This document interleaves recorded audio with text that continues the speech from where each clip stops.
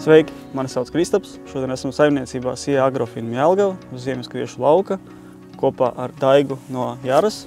Gatavojamies otrajai papildu mēslošanai, un šodien mēs parādīsim, kā no atfarma izveidot mainīgas devas kartes lāpeklim un ievietot John Deere tehnikā. Sveiki! Mēs kā Jaras pārstāvji otrai papildu mēslošanas reizē iesakam lietot N-testeri, lai noteikti īsto devu un laiku, kad veikt otro papildu mēslošanas reizi Ziemaskviešiem. Tā būtu veicama tad, kad N-testeru skaitlis sāk kristies un pieprasījums pēc lāpekļa sāk augt. Un tajā brīdī mēs pieņemam lēmumu par otrās papildu mēslošanas reizes nepieciešamību.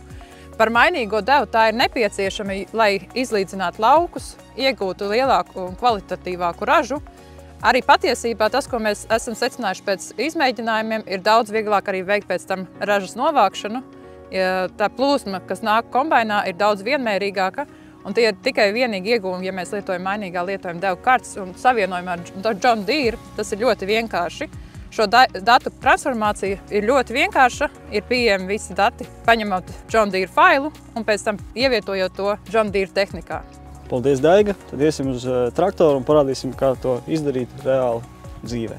Attiecīgi atfarma platformā izvēlamies lauku, izvēlamies plānoto devu un izveidot mainīgas devas karti. Tālāk ir iespējams rediģēt arī šīs zonas.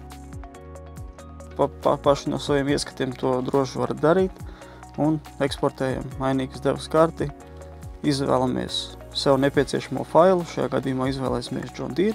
Kad fails ir lejuplādēts, ejam uz My John Deere platformu, izvēlamies failu sadaļu un augšu lādējam karti.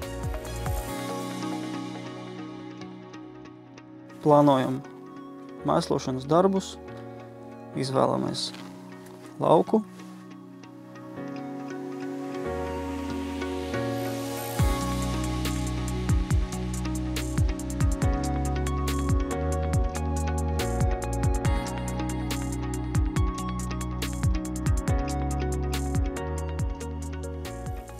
Saglabājam uzdevumu,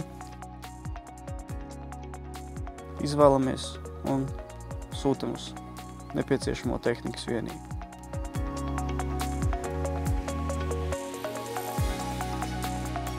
Šeit ir redzams 4. paaudzes monitors John Deere traktorā, kur ir saņemts darba uzdevums no My John Deere platformas kopā ar mainīgas devas karti.